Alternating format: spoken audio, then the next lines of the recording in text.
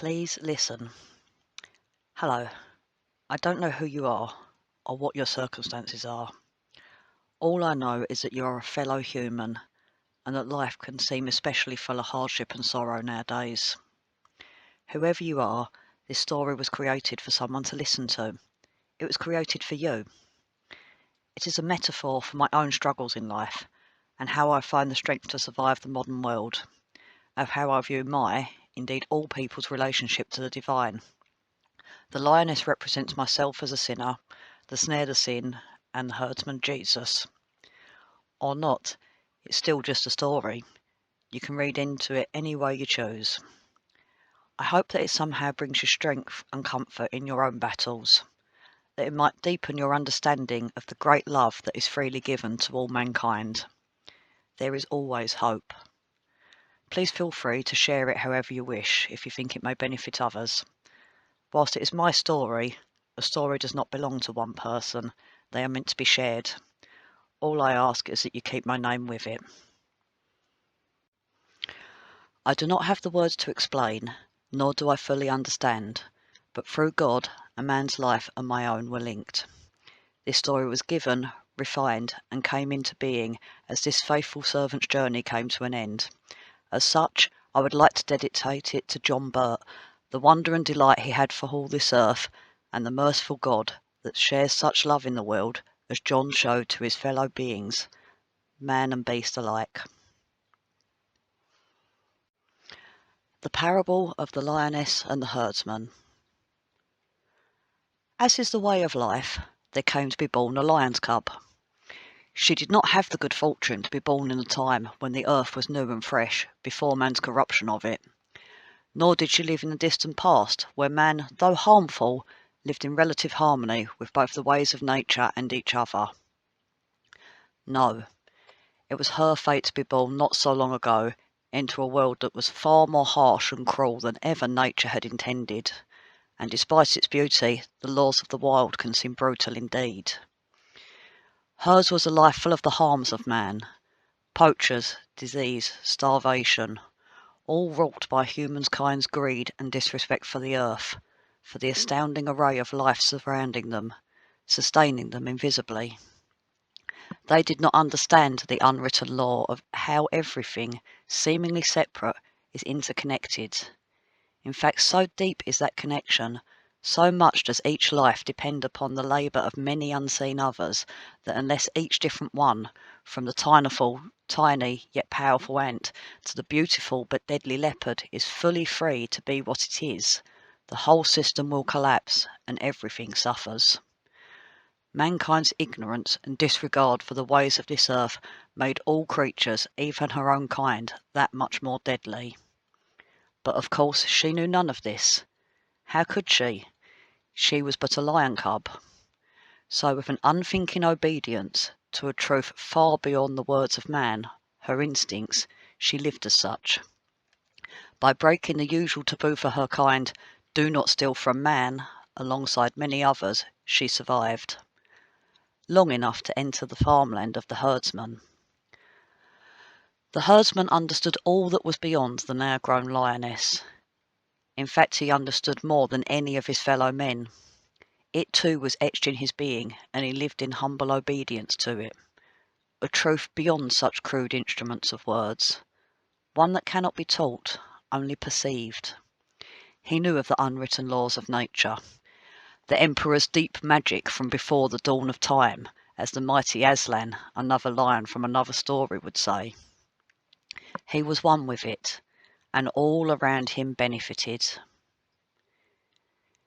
It was calving season when the lioness first arrived on his acres.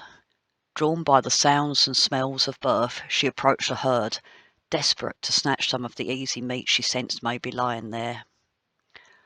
Under the cover of darkness she stalked across the farm, carefully avoiding the light surrounding the men. But it was not enough. Before the herdsman had given command, his faithful servants, the hounds, had given chase. They were his partners in the care of the farm, dutiful protectors of his cattle. The night, already filled with the sounds of bellowing mothers and the calling of newborn calves, exploded with noise. There was barking and fierce growling as the dogs set off in pursuit, followed by an even deeper, fiercer growl as they met the target of their hunt. The sounds of their chase travelled over the farm and into the scrubland. It was there that howls of pain, roars of anger, growling, barking and yelping came, calling across the darkness as the herdsman ran after his usually obedient dogs. He was pleased to see them a few minutes later as they emerged from the bush, but his joy quickly turned to sorrow. One was limping. A great gash from some terrible claw lay on his faithful friend's shoulder.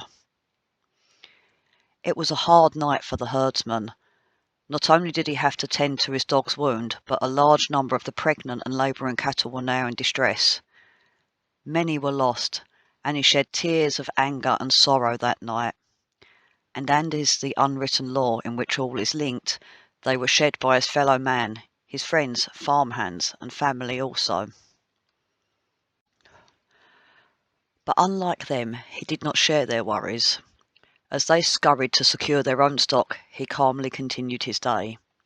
Whilst they were hiring extra men, alongside extra guns and ammunition to go with them, laying traps and sourcing poison, he retraced steps, studied tracks, and scoured both field and farmland. That evening he secured his herd, and after giving strict instructions to both his farm hands and dogs alike, travelled to a chosen spot near the scrub, yet well within the farm's boundaries. After lighting a fire and ensuring it would burn as intended, he took out the body of one of the calves whose life was forfeit that day from the bags he brought with him. Placing it just outside the main ring of light, he paid his respect, acknowledging the innocent life lost, then cut it open. With that, he took his rifle to his chosen cover and prepared to wait. It would be a desperate creature that dared to get that close to the fire, but in desperation it would come. The smell of the blood would be too powerful a lure. The herdsman knew all this as he waited with a heavy heart. The law of nature was very clear on what needed to be done. All trespassers will be shot was a common sign in his parts. Those beasts that stray beyond the usual laws, that are bold or more often desperate enough to raid human herds, can be dangerous creatures indeed. He loved and respected all beings, but the harm such animals cause cannot be tolerated. Trespassers shall be shot, the unwritten law of both man and beast alike. It was an uncomfortable and difficult wait. Several times the herdsman had to shift his weight to ease a cramping muscle, or to jerk his head back to the side of the scope, such was his weariness. But in the early hours, the darkest point of night, just before dawn had managed to paint its first hint of colour onto a black and brooding sky, he was rewarded. Slowly, creeping low, the road beast entered the sight of his scope, the usually noisy night for once silent, as though the whole world had paused in breath, waiting for what was to come. He zeroed in his sight. A few minutes later, he slowly lowered his gun, tears in his eyes, as he watched the lioness gulping down the body. He watched as she enjoyed her first meal in weeks. He was moved not only by the many scars on her body that showed the sheer brutality and determination of her existence, but also the way her skeleton showed. She was weeks, maybe even days from death. But what made his heart feel physically sick was her paw, the reason why she had been struggling and was now slowly dying. She had been caught in a snare. It had worked its way deep into her leg, preventing her from living as was her birthright. She could not effectively hunt. The pain and torment the poor creature endured daily was evident from the angry flesh surrounding the wound, as were her ineffective efforts to remove it. With that, the herdsman decided he would do for this life something that it was incapable of doing for itself. He would remove the snare, no matter the risk to himself or his livestock. He would make plans to ensure that the risk fell solely on himself. The next night, repeating his instructions to his workers, He went to the place of her sighting, again bringing both meat and fire. That night, and many, many after, despite the cold and the cramping, the weariness, he set out to win the trust of the lioness. He began to court her soul.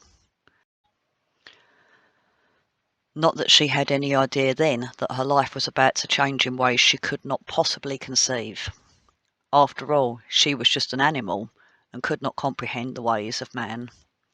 But her instincts were for survival above all else, and she had not survived as long as she had by being timid. So despite her fear, she dared to approach the source of a scent that carried the promise of meat, and thus life with it. She hesitated greatly at the sight of the human sitting by the fire, but what she so desperately needed was almost within her grasp. Besides, he did not act like so many others. His face was hidden, seemingly not even looking her direction. He did not move a single muscle as she cautiously resumed her approach. Then, with a sudden explosion of movement, she grabbed what she needed and fled. Her weak heart shook her back and forth when she finally came to a rest, grateful for the life-restoring meal. The next night, following the boldness in her that had kept her alive, she again returned to the place of their meeting, and the next. By nature he was a patient teacher, and she a fast learner. By degrees he revealed his face to her, began looking in her direction, to talk softly as she ate. By degrees she overcame her fear of mankind's gaze. At first startled by human speech, she became accustomed to the strange, yet somehow soothing noise. The meat was moved closer each night, every time she was being asked to take that step further towards him. At times it was too much, and she fed back into the wild with an empty belly. Always to return. Something within her, far past her understanding, heard and spoke to her with a language beyond words. It whispered to her that this strange and powerful being, incomprehensible though it was, wanted to help her with her pain, to take away the torment that bit into her. The joy the herdsman felt when he finally laid a hand on the soft fur sent his heart soaring. Already the good meat was beginning to cover her bones with flesh. His joy expanded over the days that followed, as he began to capture glimpses of her when working his farm. Night after night, into the day, their friendship grew, blooming as slowly and invisibly as a rose, while she began to watch the herdsman, to pay attention to his ways.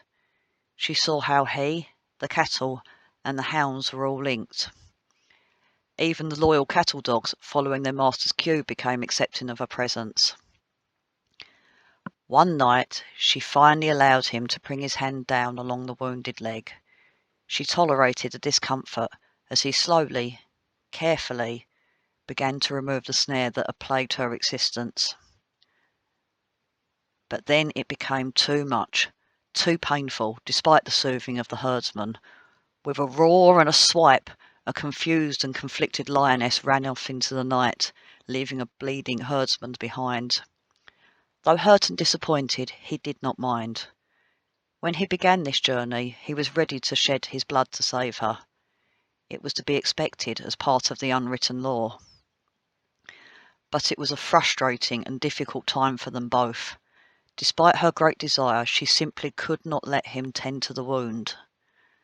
When it showed signs of infection, the herdsman knew he must take drastic action, so he did something seemingly cruel and incomprehensible to the lioness.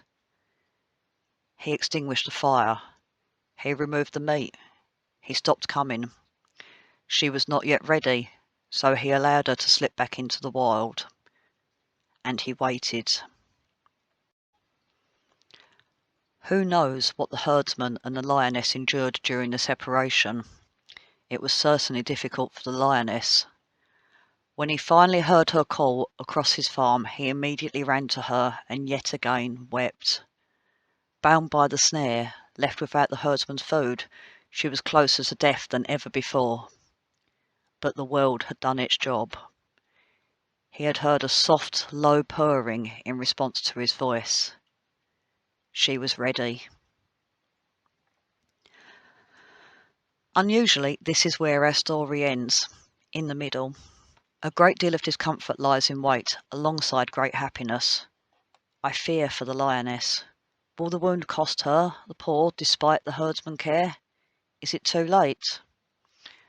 Perhaps as we allow ourselves to imagine where this story could end, we can take comfort in the fact she now knows the ways of the herdsman, and is no longer simply a beast of the wild.